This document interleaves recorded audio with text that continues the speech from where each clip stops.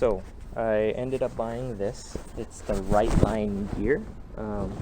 It's the top carrier if you don't have a roof rail. I know it's kind of funny that it shows you a roof rail, but this is the setup that I'm going to be doing. I actually couldn't find a whole lot of videos that gave me enough confidence.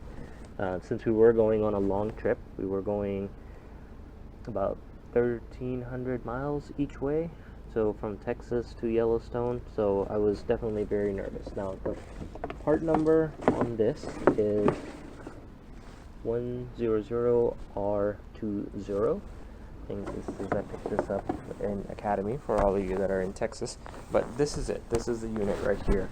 It actually holds a lot, and what we ended up putting in here, and I'll show you the installation procedure of it, but what we ended up putting in here was a 13-inch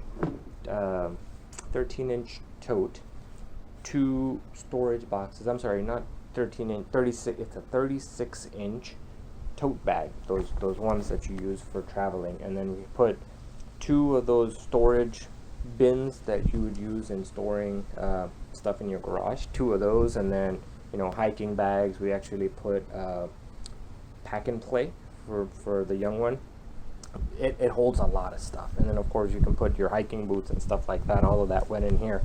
So we're going to be putting this on a minivan. That was the other thing. I could find some videos, but not for minivans, and that's what I'm going to show you today, that this works good. So let me get this thing on top of the car, and I'll show you how to put it on. Okay, got the bag up there.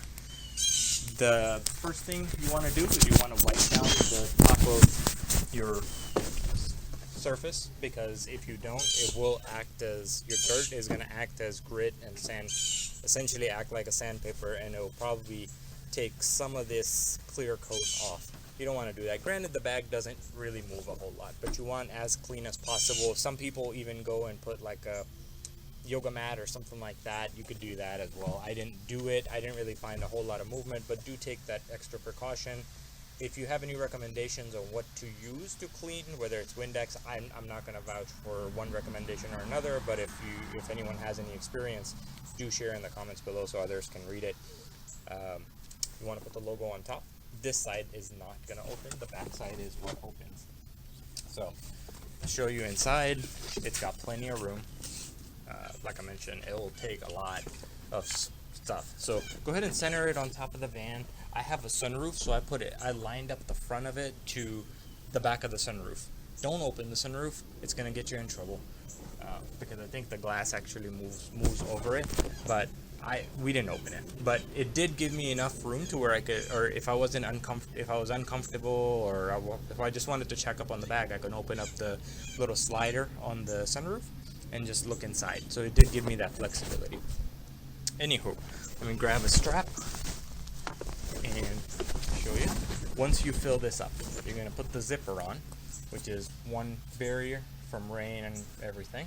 And then you've got these really strong Velcros. I've used these twice, and I've never actually had these things open up. They're strong.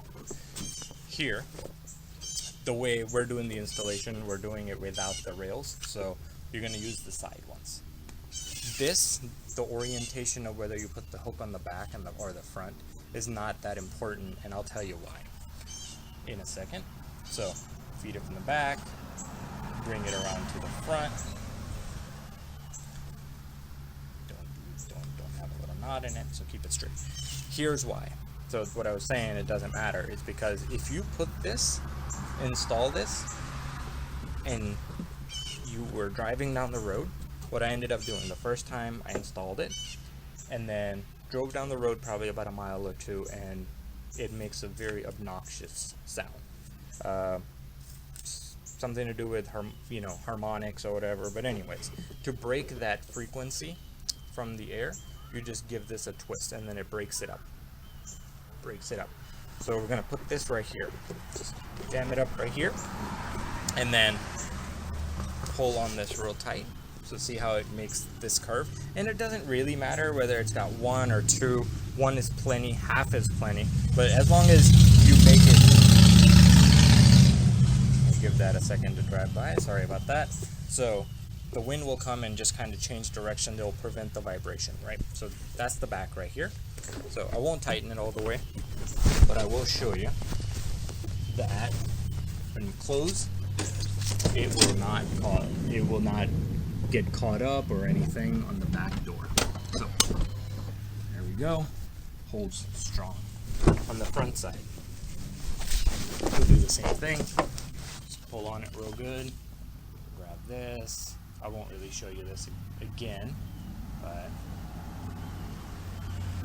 I might as well. So there we go. And then, just like every instructional video, you can find it, but it's got this little lip. So just tie that up into the lip and then tighten it right there. Right there. And close the door.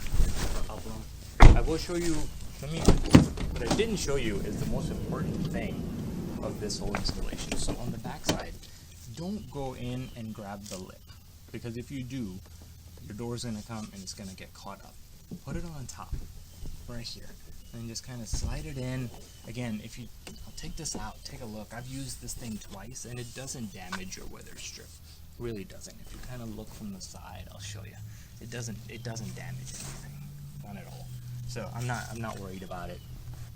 Now, one thing that, on the front, also put a twist. Don't make it straight. One thing that I learned is going through Colorado, we did go through a pretty nice rainstorm, and the one thing that I've learned is that the water will slightly drip inside. So just be ready for that. It's not a major, we didn't drench anything. It's just after about 30 minutes of driving, we did see some drips. So that's that.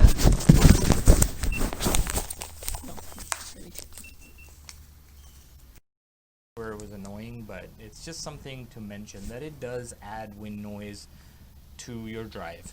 The front two, the passenger and the driver, is going to notice a little bit more of a noise coming, because as you put this in, you are creating a little bit of an air gap, so the air is going to hit it. It's not loud, it's not obnoxious. You're using this because you need extra space, and you're going to have to sacrifice a little bit of the in our case, the Odyssey comfort, or the lack of road noise. So you're gonna get more of that. As far as the packing of it goes, try to pack things that are gonna give the front a little more of a curve. That's gonna help your road noise. From what I've noticed, the more blocky big things I ended up putting on the front, the more shoes and soft things I ended up putting more towards the front of the car, that tend to help just ever so slightly, but every little bit counts. But that's really all I had. While I'm at it, I am going to show you the redneck fishing rod holder that I did end up using, and I'll credit the YouTube video that I watched to make this happen.